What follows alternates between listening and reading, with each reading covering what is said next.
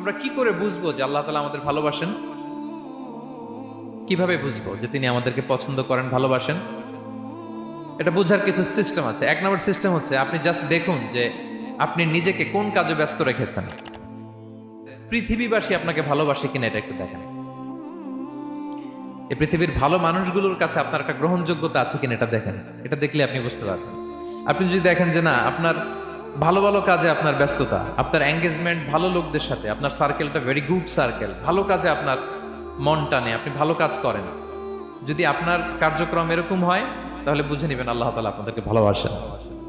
আল্লাহ তাআলা যখন কোনো বান্দাকে ভালোবাসে তখন তিনি জিব্রাইলকে ডেকে বলেন, হে জিব্রাইল, আমি আমার এই বান্দাকে ভালোবাসি, তুমিও তারে ভালোবাসো। ও আকাশবাসীরা, ও ফেরেশতারা, আল্লাহ তাআলা তার এই বান্দাকে ভালোবাসে, তোমরা সবাই তারে ভালোবাসো।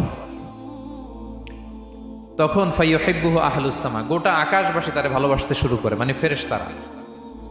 তো আল্লাহ তাআলা এবং সকল ফেরেশতারা যখন তাকে ভালোবাসতে শুরু করে, রাসূল সাল্লাল্লাহু আলাইহি ওয়াসাল্লাম বললেন, সুম্মা ইউদাউ লাহুল কবুলু ফিল আরদ, তখন পৃথিবীতে তার গ্রহণযোগ্যতা বাড়িয়ে দেওয়া হয়। বুঝবেন আল্লাহ তাআলা আপনাকে ভালোবাসেন, ঠিক কিনা?